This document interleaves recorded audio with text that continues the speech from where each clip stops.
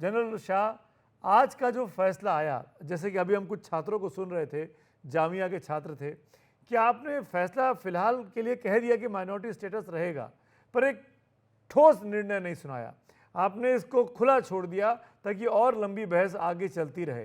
तो ये जो छात्रों के अंदर फ्रस्ट्रेशन सुनाई दिया या झुंझलाहट सुनाई दी, इसको आप कैसे देखते हैं और आपकी प्रतिक्रिया है सुप्रीम कोर्ट के इस फैसले पर? देखिए, फैसला बिल्कुल खुला हुआ नहीं है। जिस के लिए एएमयू ने अपील की थी, वो एक्ट जो है रद्द कर दिया गया है। अजीज बादशाह केस, उसमें एएमयू इन्वॉल्व ही नहीं था। जी हाँ। वो कोई और केस था अजीज बादशाह की तरफ से। एएमयू उस केस में पार्टी थी भी नहीं, और उसने ये कहा कि AMU was not established by the Muslims of India, but by an act of British Parliament. तो मैं आपसे पूछना चाहता हूं कि हमें आजादी कैसे मिली? By an act of British parliament. मगर किसने मेहनत की, किसने खून बहाया? फ्रीडम फाइटर्स ने। राइट। तो यही एनोलॉजी एएमयू की तरफ से मैं आपसे कहना चाहता हूं कि अलीगढ़ मुस्लिम यूनिवर्सिटी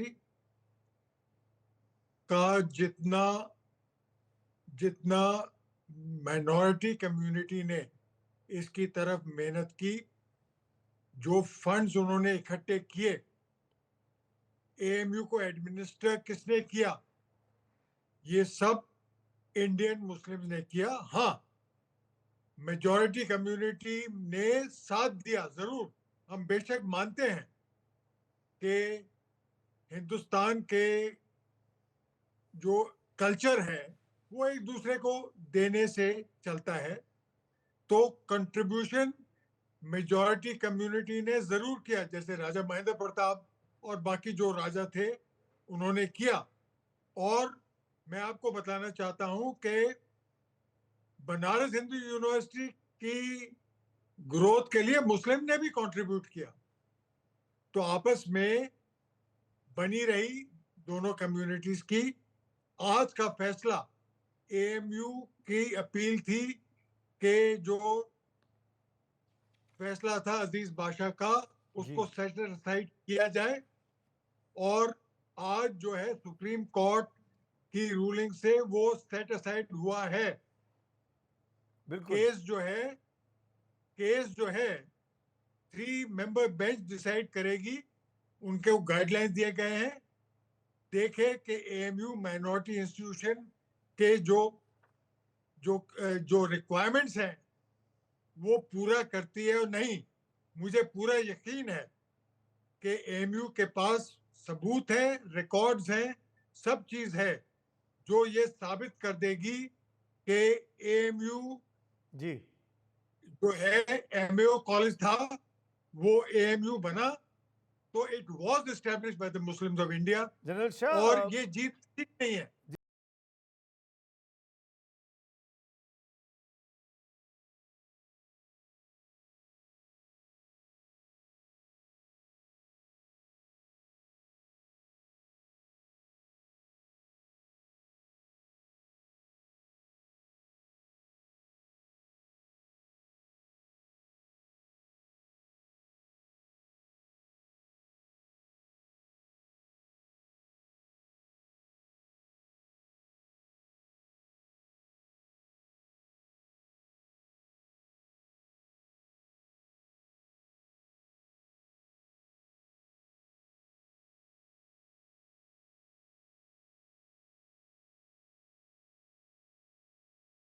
आपसे यही पूछना चाह रहा था, आज का जो फैसला आया वो 4-3 से आया, ऑलमोस्ट मामला बराबरी का था।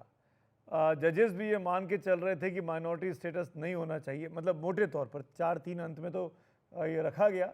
लेकिन मैं आपसे पूछना चाह रहा हूँ कि इस तरह का इतना डिवाइडेड ओपिनियन ये क्या दिखाता है? नहीं, कुछ नहीं दिखाता। आमतौर से होता है। देखिए, जो संविधान के मूलभूत ढांचे वाला जजमेंट है वो 7-6 से है। और अक्सर लोग ये कहते हैं कि उसमें 7 का बहुमत बनता नहीं है सही से, अगर सही से लगाया जाए कि जजमेंट किसका क्या है। तो ये इसकी कोई हैसियत नहीं है। ये मेजॉरिटी जजमेंट जो है ये यही माना जाएगा कि ये 7 जजेस बेंच का जजमेंट है। अच्छा, अब एक एक चीज़ और बताइए, क्या सेंट्रल यूनिवर्सिटीज़ में जिनको सेंट्रल ग्रांट्स मिलते हैं, क्या आपको लगता नहीं है कि जो जो वंचित वर्ग है, चाहे ओबीसी का हो, जैसा आपने कहा कि बचे हुए 50% में देना चाहिए, उसके बारे में भी कोई गाइडलाइंस क्लैरिटी के साथ आनी अरे चाहिए? सुमित, मैंने अभी बताया कि देश के 1100 विश्वविद्यालयों में उनके लिए आरक्षण है। 1100 में, सबके सब में। अगर 2 में नहीं हो या 3 में ना हो और उसमें किसी और पिछड़े को जगह दी जा रही है और संविधान में लिखा है वो बात, जी।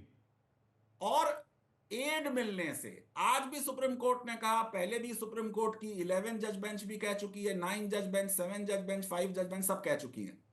संविधान के अनुच्छेद 30 के क्लॉज 2 में लिखा है, सरकारी अनुदान मिलने से अल्पसंख्यक चरित्र पर कोई असर नहीं पड़ता। तो जब ये पिटीशन 2016 में वापस ली गई, आपको लगता है कि कहीं ना कहीं राजनीतिक तौर पर फैसला हो रहा था? देखिए, मैं राजनीति पे तो सुमित आप जानते हैं जवाब नहीं आप नहीं देता हूं, बोलेंगे, लेकिन हाँ। फिर भी मैं एक बात बताता हूं। जी। हमारे देश में संसदात्मक शासन प्रणाली है।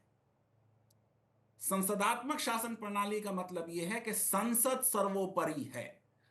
सरकार का उत्तरदायित्व है कि वो संसद के फैसलों की सुप्रीम कोर्ट में रक्षा करे। संसद ने 1981 में एक फैसला करके कहा कि देखो, अलीगढ़ मुस्लिम विश्वविद्यालय को हमने नहीं बनाया था, मुसलमानों ने बनाया था। इलाहाबाद हाई कोर्ट ने कहा कि संसद को यह कानून पारित करने का अधिकार नहीं था, क्योंकि 1968 का सुप्रीम कोर्ट का जजमेंट इसके विरुद्ध है। अब जब सुप्रीम कोर्ट में सरकार ही खुद आई थी, मनमोहन सिंह सरकार ही खुद आई थी अपील करने। सरकार जो है वो पार्टी की नहीं होती है, सरकार का नाम है यूनियन ऑफ इंडिया, और इस पे केसेस हैं बहुत से कि सत्ता राजनीतिक दल के बदलने से यूनियन ऑफ इंडिया को आमतौर से अपना स्टैंड नहीं बदलना चाहिए। इस केस में भी खुद चीफ जस्टिस ऑफ इंडिया ने कहा कि सरकार के जो वकील हैं उनकी ये ड्यूटी बनती है कि वो 1981 के लॉ के लिए संसद की रक्षा करें और संसद की जो शक्तियां हैं उनकी रक्षा करें, और जी। ये बात कहें कि संसद को इस कानून को पारित करने का अधिकार था।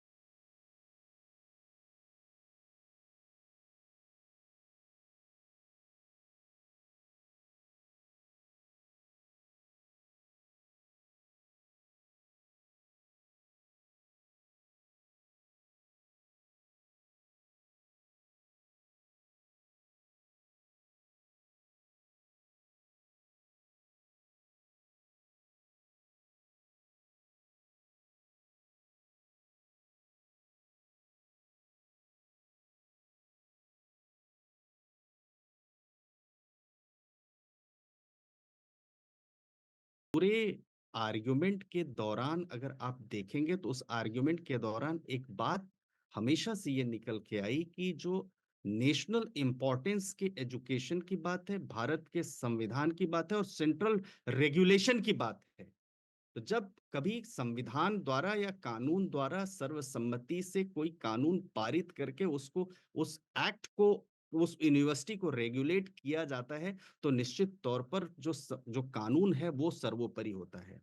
अब यहाँ पर एक देखिए, एक तरफ देश में फाइनेस्ट एजुकेशन देने के लिए जो सेंट्रल यूनिवर्सिटीज एक्ट 2009 के मुताबिक केंद्रीय विश्वविद्यालय, बाकी स्टेट यूनिवर्सिटी और कुछ यूनिवर्सिटीज को यूजीसी ने भी कहा कि भाई आप सेक्शन 2F के मुताबिक भी हो सकते हैं। बड़े स्कॉलर्स बैठे हैं, क्षमा करेंगे अगर मेरी तरफ से कहीं सुमित जी कुछ अगर मान लीजिए कि कानून पर कुछ कमी, लेकिन सवाल यह है कि एक एजुकेशन सिलेबस को दूसरे एजुकेशन सिलेबस से स्टूडेंट्स को एट पार करने के लिए, नेशनल इंटरेस्ट के सब्जेक्ट्स को पढ़ाने के लिए आपको कहीं ना कहीं इक्वलेंसी की बात करनी पड़ेगी। इसीलिए एसोसिएशन ऑफ इंडियन यूनिवर्सिटी जैसे जो 1826 में इंस्टीट्यूट्स बने उस जी समय, और जो अभी मिनिस्ट्री ऑफ एजुकेशन जिसको रन कर रही, जो कोर्स करिकुलम भारत में और भारत के बाहर जो पढ़ाए जा रहे हैं, जिनको इक्विवेलेंट करते हैं, कि उनको करने के बाद तीसरा, अगर बाहर किसी नहीं, और इंस्टीट्यूशन में रिजर्वेशन दे रहे हैं तो एक संस्थान में आप स्टैट्यूट कॉन्स्टिट्यूशनल रिजर्वेशन नहीं देंगे, फिर भी ग्रांट्स की बात करें, ये विषय आने वाले दिनों में डिसाइड होगा। अजीज बाशा की मैं जजमेंट की एक बात बताऊं कि वहां पर 5 जजेस बेंच ने बड़े माइन्यूटली ये डिसाइड किया था कि जो इंस्टीट्यूशन का इस्टेब्लिशमेंट 1920 में हुआ, उस समय माइनॉरिटी वर्ड नहीं था, वो इंपीरियल लेजिस्लेशन के थ्रू आ, ये माइनॉरिटी वर्ड आया जब भारत का संविधान 26 जनवरी 1950 को एडॉप्ट हुआ। जी उस समय भारत के संविधान में, और उसके पहले 389 कॉन्स्टिट्यूशन फ्रेमवर्क्स ने जो है 29-30 फंडामेंटल राइट्स की वो सब करके उन्होंने किया। जी तो अब ये भी एक प्रश्न है जो आने वाले दिनों में सुमित जी डिसाइड होगा। सवाल यहाँ पर एक जी नेशनल, जी बिल्कुल, मैं आपको मुझे पता है फैजान साहब ने कहा था कि वो 1-to-1 डिस्कशन करेंगे, लेकिन शायद आपकी किसी बात को सुन के उन्होंने हाथ उठाया है। फैजान साहब बताइए, आप कुछ बोलना चाह रहे हैं? वक्त की कमी है मेरे पास पहली बस। चीज तो अश्विनी जी स्वयं पढ़ लें, संविधान में लिखा है अनुच्छेद 15 क्लॉज 5, अनुच्छेद 15 क्लॉज 6 के SC ST OBC रिजर्वेशन होगा अल्पसंख्यक शिक्षण संस्थान में लागू नहीं होगा, नंबर 1। नंबर 2, अलीगढ़ जो है उसका अपना एक्ट है, जैसे JNU का एक्ट है, दिल्ली यूनिवर्सिटी का एक्ट है, जो सेंट्रल यूनिवर्सिटीज एक्ट है 2009 का, जिससे 15 यूनिवर्सिटीज बनी थी मनमोहन सिंह की सरकार में, वो इन विश्वविद्यालयों में नहीं लागू हुए। तीसरा, अलीगढ़ मुस्लिम यूनिवर्सिटी एक इंस्टीट्यूशन ऑफ नेशनल इंपॉर्टेंस है, ये मेन आर्गुमेंट था सरकार की तरफ से।